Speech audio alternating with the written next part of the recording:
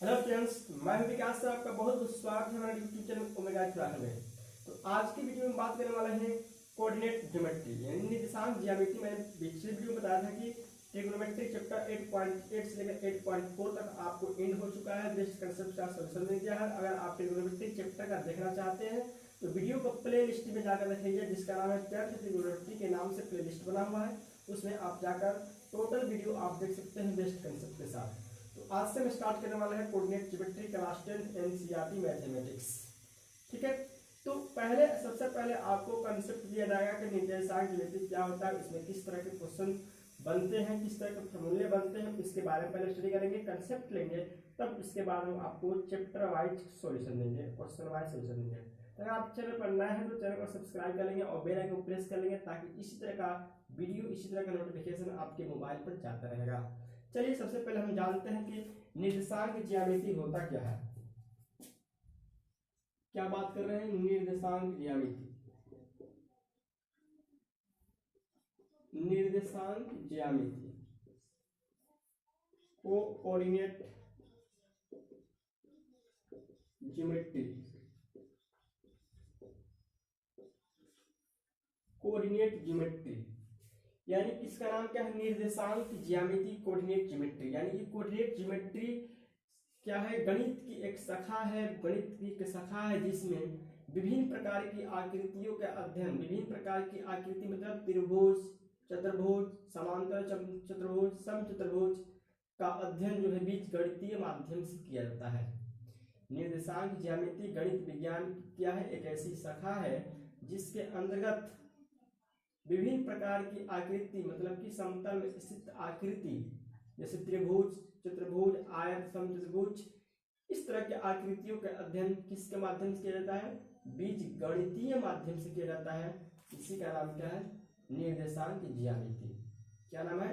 निर्देशांक ज्यामिति। तो चलिए हम लिखा हुआ भी देख लेते हैं कि गणित की वह शाखा जिसके द्वारा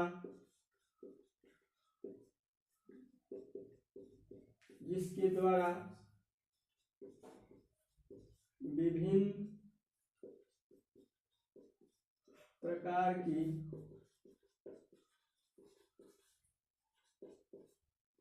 आकृतियों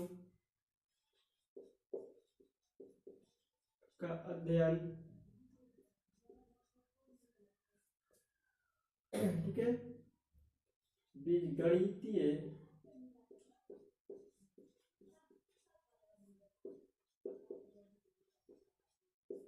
माध्यम से किया जाता है।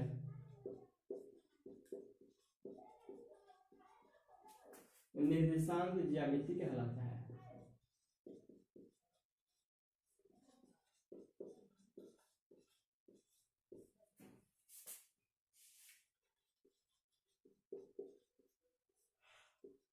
हो गया कि गणित की वह शाखा है, ज्यामिति, निर्देशांक ज्यामिति गणित विज्ञान की क्या है? वह एक शाखा है जिसमें विभिन्न प्रकार की आकृति में विभिन्न प्रकार की कई आकृति आ सकती है, त्रिभुज, चतुर्भुज, आयत, समांतर चतुर्भुज, ठीक है। इस तरह की आकृतियों का अध्ययन किसके माध्यम से किया जाता है? बीजगणितीय माध्यम से किया जाता है। एलजेब्रा मेथड से, एल्जेब्रिक मेथड से क्या किया जाता है? सॉल्व किया जाता है। निर्देशांक ज्यामिति के जनक जो है आपको रेने देकार्त, ठीक है। 17वीं शताब्दी में इन्होंने क्या किया था? बीजगणितीय माध्यम से विभिन्न प्रकार की आकृतियों का अध्ययन किया था, ठीक है। इसलिए इसके जनक जो है रेने देकार्त को कुछ लोग यूक्लिड को भी मानते हैं, लेकिन कोई बात नहीं। रेने देकार्त ने 1613 ईस्वी में लगभग यानी 17वीं शताब्दी में उन्होंने क्या किया कि विभिन्न प्रकार की आकृतियों के अध्ययन जो है बीजगणितीय माध्यम से किया। उन्होंने दो चीज को लिया, दो रेखाओं को लिया जिसमें अक्ष और अक्ष आते हैं, ठीक है। तो उसमें एक एक्स अक्ष होता है और एक क्या होता है? वाई अक्ष होता है। तो चलिए हम देखते हैं कि किसको हम एक्स अक्ष मानेंगे।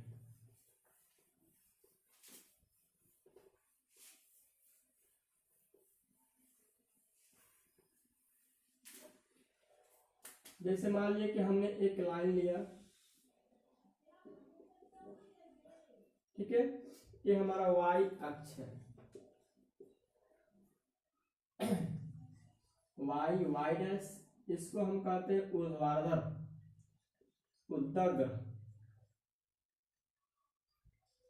उद्दग्र रेखा के हैं।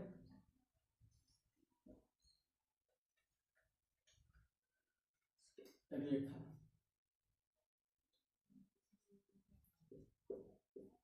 ठीक है, और हम एक लाइन लेते हैं ऐसे,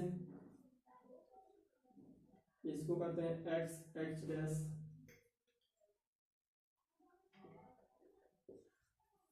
बड़ा अक्ष लेते हैं, यहाँ पे एक्स हो गया, यहाँ पे एक्स डैश हो गया, इसको हम मानते हैं क्षैतिज रेखा।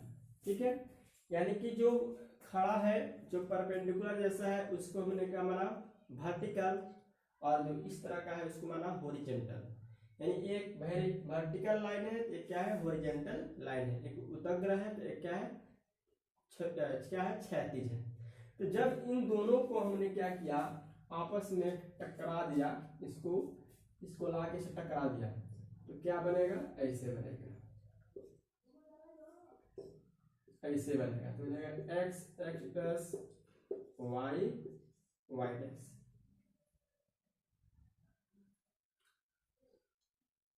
ठीक है, यहाँ पर कहीं भी रख सकते हो, वाई वाई डैश कहीं रख सकता है। ये हो गया X X dash Y Y dash.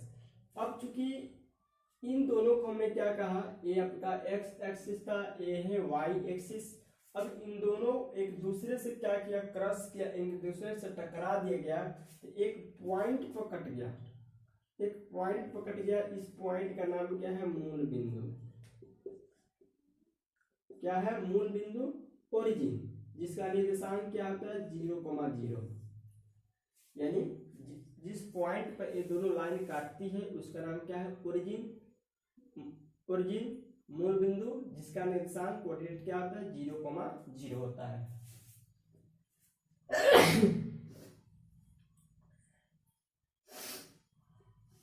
अब देखिए, ये दोनों लाइन जो है,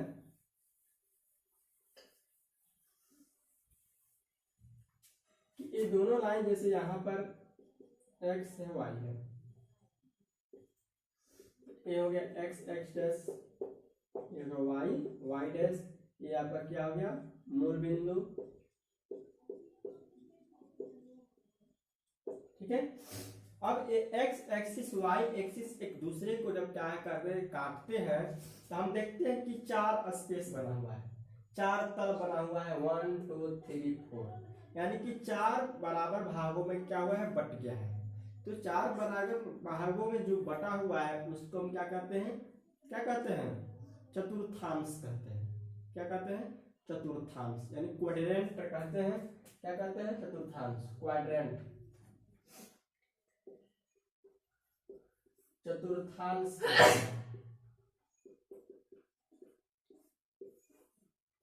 कि एक्स एक्सिस और वाई एक्सिस एक दूसरे को जब काटते हैं तो 4 समतल बराबर भागों में बंटता है, जिसका नाम क्या है, चतुर्थांश। तो अब देखते हैं इसमें फर्स्ट क्या है।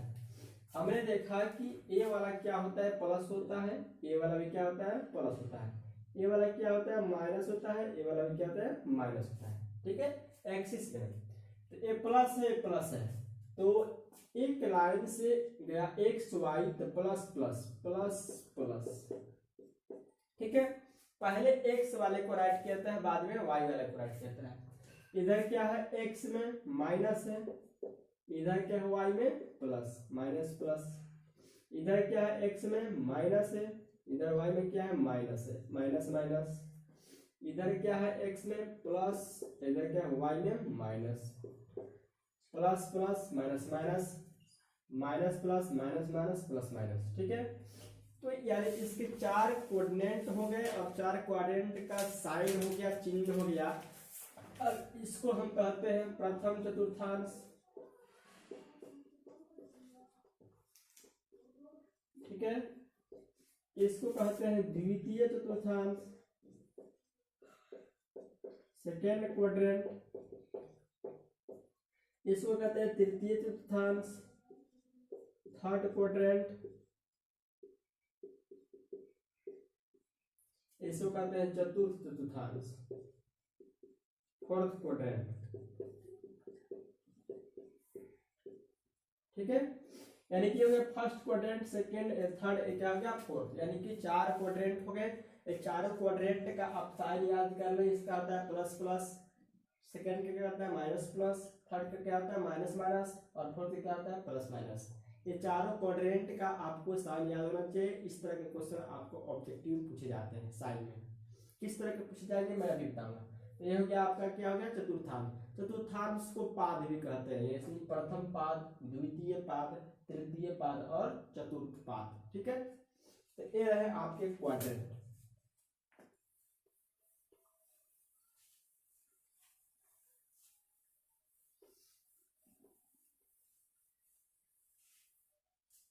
अब देखिए, जैसे यहां पर क्वेश्चन दे दे कि 3, -5 किस चतुर्थांश में है।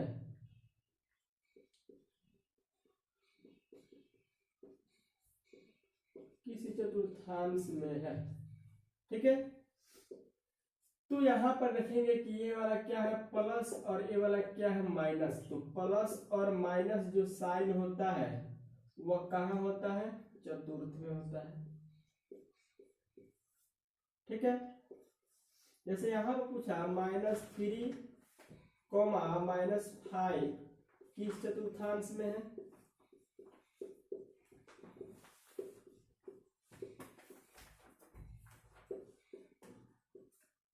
कैसे बताएंगे, बस इसका साइन देख लें। यहाँ पर भी क्या है माइनस, यहाँ पर भी क्या है माइनस, माइनस माइनस, तो दोनों माइनस किस चीज का साइन होता है, तो आपका तृतीय का होता है। इसलिए आपका हो जाएगा तृतीय चतुर्थांश। तृतीय चतुर्थांश का है या तृतीय पाद का है। ठीक है, इस तरह के क्वेश्चन आपको दिए जाते हैं, पूछे जाते हैं। अब जैसे यहाँ पर क्वेश्चन दे दें थर्ड में कि -5,0 की स्थिति बताएं।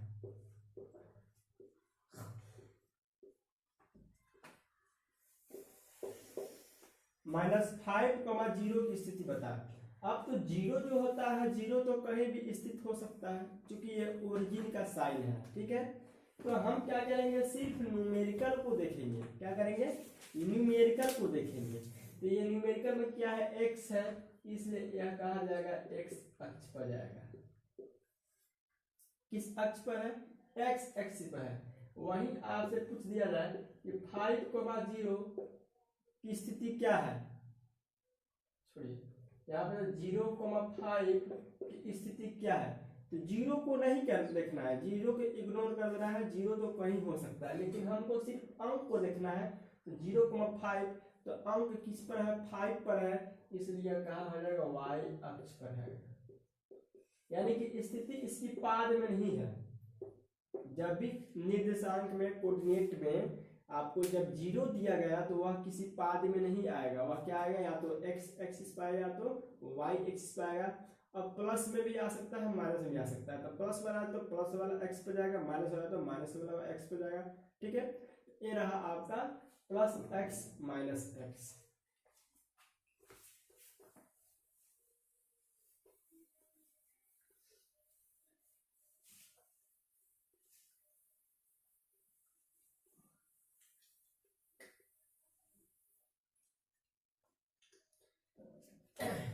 अब है कुछ नोट करने वाली बात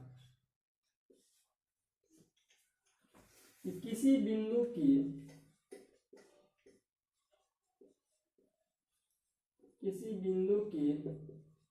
एक्स अक्ष से दूरी, एक्स अक्ष से दूरी क्या कहलाती है,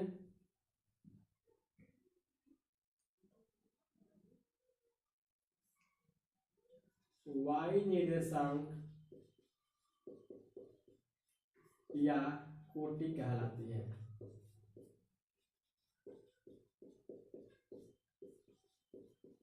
ठीक है, कि किसी बिंदु की एक्स अक्ष से दूरी वाई निर्देशांक या कोटि कहलाती है। यानी कि एक्स से मापेगा तो वाई होगा।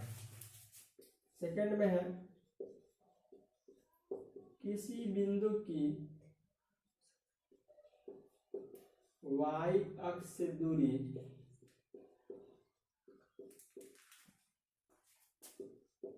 x निर्देशांक या भुज कहलाती है। ठीक है, यानी किसी बिंदु की अगर x से मापेंगे तो x से मापेंगे तो किसका मापेंगे, y का, और y से मापेंगे तो किसका मापेंगे, x का। यानी x से मापी गई दूरी क्या कहलाती है, y निर्देशांक या कोटि। यानी कि y को y निर्देशांक भी कहते हैं और उसको कोटि भी कहते हैं, और x कोऑर्डिनेट को भुज भी कहते हैं, x निर्देशांक भी कहते हैं। ठीक है, अब यहाँ पर क्वेश्चन दे सकता है कि 3,-5 में कोटि क्या है, कोटि क्या है, यानी इसमें कोटि बताना है। और यहाँ पर कह दिया 5,2 में भुज क्या है, क्या क्लियर है। बस y वाले को कोटि कहते हैं, x वालों को x निर्देशांक कहते हैं या भुज कहते हैं। तो यहाँ पर x निर्देशांक में 3 है, y निर्देशांक में क्या है, -5 है। यहाँ पर क्या है, x निर्देशांक में 5 है और y निर्देशांक में क्या है, 2 है।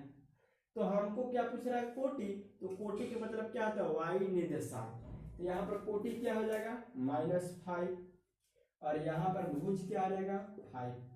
ठीक है, इस तरह आप भुज और कोटि भी पता कर लेंगे, यानी कि कोटि और भुज क्या होता है ये भी आपको पता हो गया।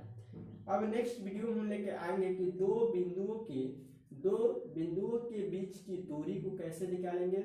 उसके पहले फार्मूला का हम क्या करेंगे, प्रूफ करेंगे, इसके बाद से उसके न्यूमेरिकल जो होगा उसको सॉल्व करेंगे। तो वीडियो अच्छा लगा तो लाइक करें और दोस्तों में शेयर जरूर करें, और कमेंट्स में लिख के बताएं कैसा लगा आपका वीडियो। थैंक्स, मैं वाटी वीडियो, फिर मिलता है नेक्स्ट क्लास में।